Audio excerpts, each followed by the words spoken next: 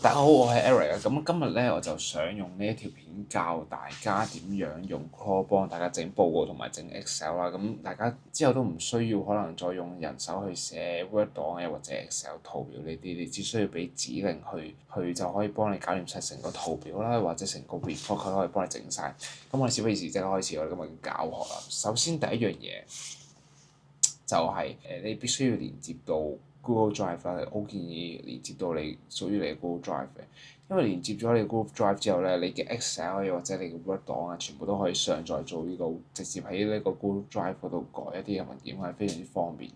咁其實你如果你唔連結都唔得嘅，咁我一般用開嘅方法咧就係我會用Cowork 啦，我要用 Cowork。咁我依排發現咗一個更加好嘅 function 可以同大家分享埋先。首先就喺 Customize 嗰度，跟住 Connector。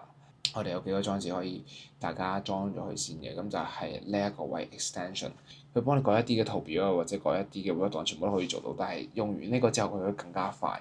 咁呢個就喺 extension 嗰度 browse extension，你就可以揾到幾個嘢。第一個最緊要就係我哋做 report 最緊要嘅 skill 咧，就係 PDF viewer 啦，呢個好重要啦。跟住 PowerPoint，跟住 Word 呢三樣嘢就。如果你連接咗之後咧，佢就可以用呢三個工具不斷去改你嘅 Word 檔啦。不過你當然要 configure 啦，例如你呢度撳 configure 之後，你要 allow 晒佢做嘅所有嘢啦。咁一般我係點樣做咧？一般我就會喺 Cowork 呢一度。咁第一樣嘢咧就係連接一個 folder，呢個非常之重要，因為你連接呢個 folder 之後咧，你就好似同 Claude 講咁，喂，你而家只可以喺呢個 folder 入邊嘅範圍做嘢，你唔可以影響出邊嘅 Word 檔又或者 Excel 圖表。咁呢一個對於安全嚟講係非常之重要嘅，即係話呢一個 Claude 嘅 Cowork 嘅 session，佢只可以喺嗰個 folder 入邊做到。例如我哋而家起一個 Word and Excel 嘅一個 folder 啦。咁如果我起咗 folder 之後，我加入佢之後咧，鏟翻呢個先，係啦，鏟翻呢個先，係啦。咁我即係話佢呢一個 session 佢只可以喺一個 Word and Excel 嘅 folder 做嘢。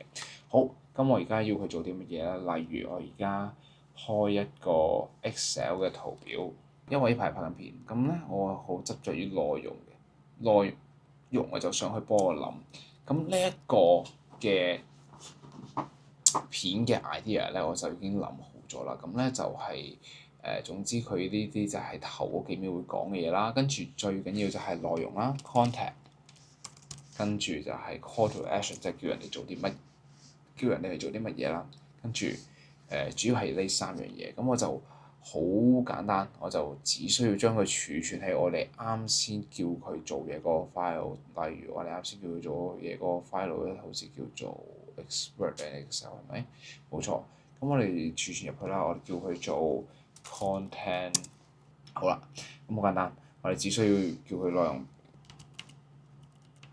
好，咁第一樣嘢做圖表嘅我示範咧，就係我啱先準備咗個 file 啦，Word and Excel 佢入邊有個 content file。咁我而家我俾個 idea 佢就係頭手個 idea，甚至你俾 idea 叫佢幫你做一個咁樣都可以。但係我自己本身做 content 就最中意自己起一個 idea 先，因為我唔係好中意 AI 俾個 idea 啦。咁咧叫佢起咗 idea 之後咧，我就起咗兩個 column 俾佢，叫佢幫我填晒所有個 column。咁我就唔需要諗呢啲 script 嘅嘢。咁我哋第一陣睇個效果啊。咁喺睇呢個效果嘅同時咧，我哋可以叫佢做多一樣嘢。咁呢個就後佢應該做咗出嚟嘅啦。OK，我哋唔好理佢住，我哋做多一樣嘢就係做一個 report 啦。就係咧，咁啊可能我本身有一個係31個 report，冇錯就係呢一份嘢啦。呢一份嘢就係之前抽咗個 report 出嚟，非常好啊。咁我會教大家整個 report。呢個數據就係我哋之前喺 Meta 抽一個數據出嚟嘅，跟住我又擺翻入去啱先嗰個 file 入邊 Word and Excel 係啦，做 demo 個 report。冇錯，咁咧呢一個 Word and Excel 咧又有多一個 file 就係呢一個 report 啦。咁我 copy 呢個名啦，我又開到個 session，因為我哋打咁快。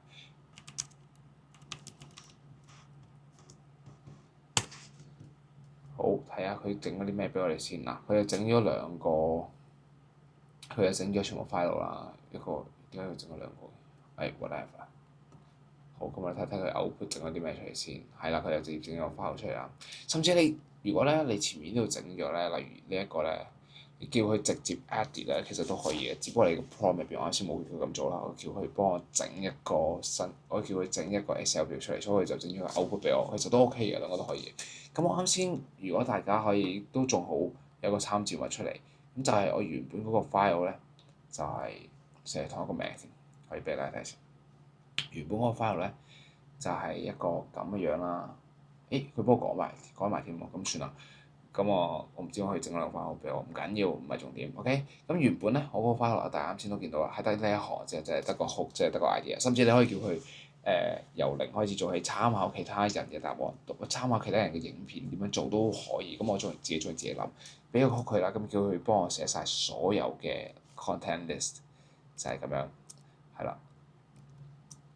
喂都 OK 㗎，即係佢寫嗰啲嘢真係 local 嘢嚟㗎，係廣東話 local。總之今日呢個 demo 主要就係 demo 佢點樣幫大家整一啲 Excel 表，根本你就唔需要自己再落手去整，你只需要甚至你有好多個數據叫佢幫你整理好，佢都會即刻幫你整理好。所以而家 Claude 連接完呢個 Excel 之後就係咁好用，之後都唔需要再寫一個 Excel 啦。咁我哋睇下第二個啱先呢一個 HTML 嘅 report 啦，都做完啦。咁咧佢應該就係又整埋喺，佢冇整咗喺度喎，咁可能佢直接生成咗一個 dashboard。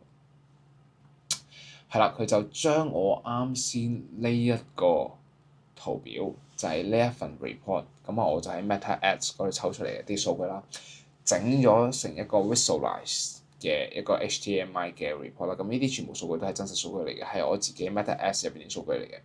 咁咧佢就整咗一個咁樣 visualize 嘅圖表啦。咁你可以開一個網站自己睇下都得，哇係靚仔㗎，非常之好睇嘅。咁好容易睇到 total leads 有幾多個咧，即係有幾多個接咗客戶咧，我俾咗幾多錢咧，港紙有幾多 impression 咧，俾咗幾多廣告費咧，呢啲廣告嘅成效揾咗幾多個客咧，CPL 即係 cost per list 有幾多咧，active campaign 有幾好咧，即係邊一個變得最好咧，咁就即刻可以一次過成份報告俾晒你睇啦。咁你俾老細又得，你自己睇又好。咁我自己中意睇呢啲圖靚仔少少嘅圖，咁就係好過睇呢啲數字嘅，係啦。所以咧，而家就變相你以後有咗呢份教學識用 Claude 之後咧，你就以後都唔需要再整報告啦，同埋唔需要再用 Excel 去整一啲圖表啦，甚至 Word 檔。